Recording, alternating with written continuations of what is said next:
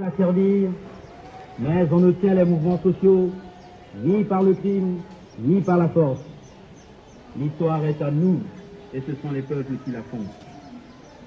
Excellence, Monsieur le Président du Présidium, Mesdames, Messieurs les participants à la conférence nationale souveraine, nous voici enfin arrivés à ce rendez-vous.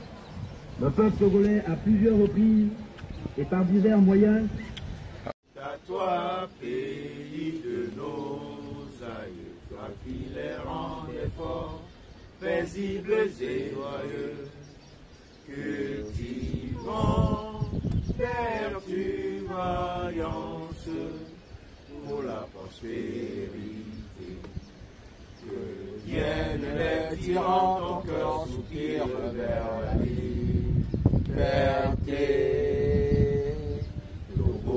Debout, luttons sans défaillance, quand nous mourons, mais dans la dignité, dont toi seul nous a exaltés.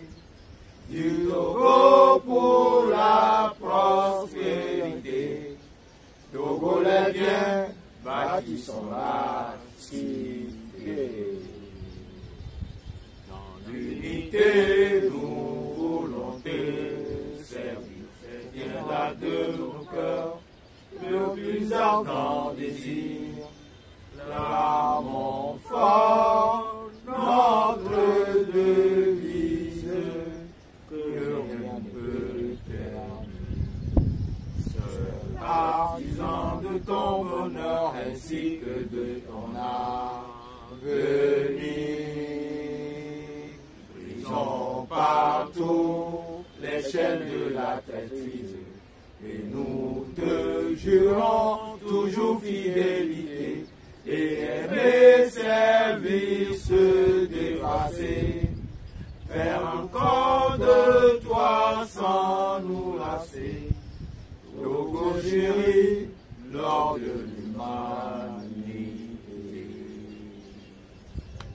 Sentinelle, sentinelle, sentinelle, que dis-tu de la nuit? La nuit est longue, mais le jour vient.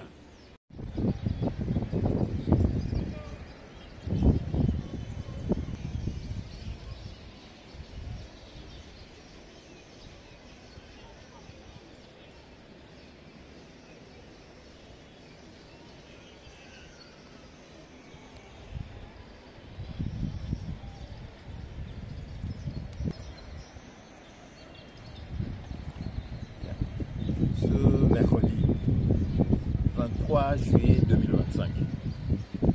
Nous nous retrouvons sur la tombe de Tavio Ayao Tobias Amorin pour commémorer le 33e anniversaire de l'attentat qui l'a finalement emporté du monde des vivants 3 jours après, le 26 juillet 1992.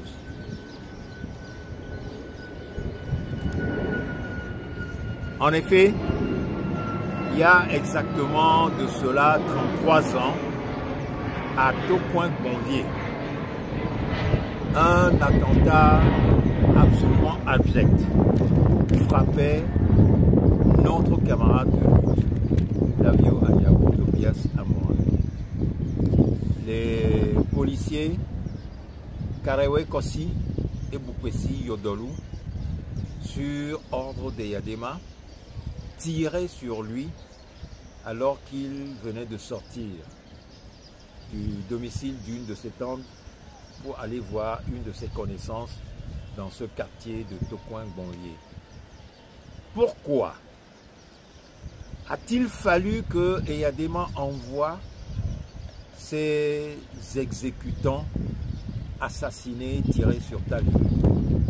Tout simplement parce que Tavio menait un combat au nom du peuple togolais en tant que président de la commission spéciale chargée d'étudier le nouveau projet de constitution que le Haut Conseil de la République venait de finir de peaufiner et qu'il avait présenté avec un autre membre du Haut Conseil de la République, Maître Zoti, au peuple togolais lors d'une émission sur Radio Lomé.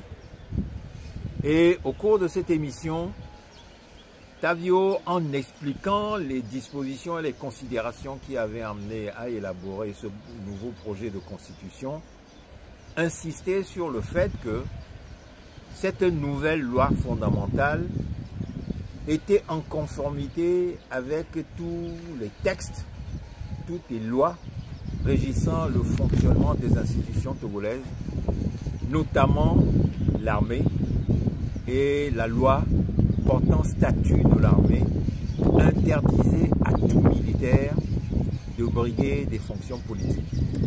Disposition qui avait été copieusement bafouée par Étienne Gnassingbé Eyadema depuis sa prise du pouvoir par le coup d'État du 14 avril 1967. Et donc, après le soulèvement populaire du peuple togolais à partir de sa jeunesse, le 5 octobre 1990, et tous les bouleversements qui s'en sont suivis au cours de l'année 1991, jusqu'à la conférence nationale qui a commencé au mois de juillet, eh bien, tout ce bouleversement-là avait créé une telle situation au Togo que la conférence nationale avait décidé de d'abord mettre en place un parlement transitoire qui était le Haut Conseil de la République et de lui faire élaborer un nouveau projet de constitution pour le peuple togolais, et c'est ce qui avait été fait. Et donc, le seul crime de Tavio était de faire tout simplement ce que la loi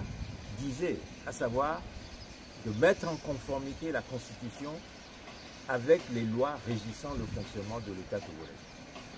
Et pour cela, Tavio était devenu un homme à abattre pour Étienne Gnassingbé Eyadema, qui a envoyé à ses trousses ses exécutants, ses assassins. Eh bien, cette nuit du 23 juillet à Tokwang-Bonvier, lorsque les policiers Boukwesi, Yodolou et Kareo Kassi ont tiré sur Tavio, eh bien, ils l'ont mitraillé quasiment à bout portant, au bas-ventre surtout, et Tavio se vidait de son sang. Emmené d'urgence à l'hôpital de Tokwang, il était entre la vie et la mort, et les nombreuses transfusions qui lui ont été faites n'ont pas réussi à le sauver. Évacué d'urgence le 25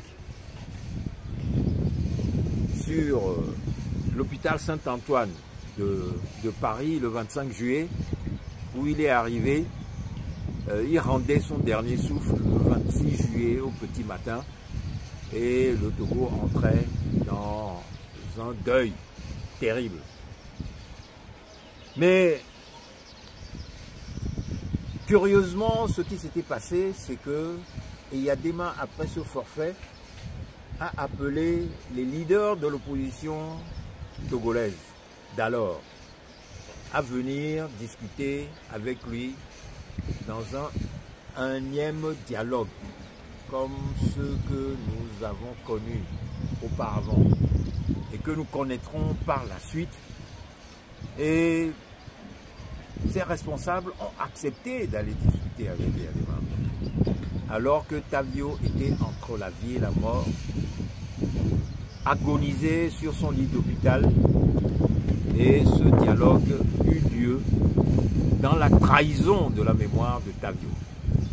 Et parmi tous ces responsables qui se sont rendus à cette discussion avec Eyadema, on compte des gens qui ont laissé leur nom de sinistre mémoire auprès du peuple togolais, comme Joseph Kokou Kofigo, qui est devenu un premier ministre de la transition, comme Jean-Lucien Savie-Etové, aujourd'hui président de la République togolaise, aux côtés de Faure Eswazini Gnassingbé, président du Conseil, qui a mis en place cette nouvelle constitution de la 5e République qui est venue fouler du pied la constitution de 1992, la constitution originelle pour laquelle Tavio a été assassiné.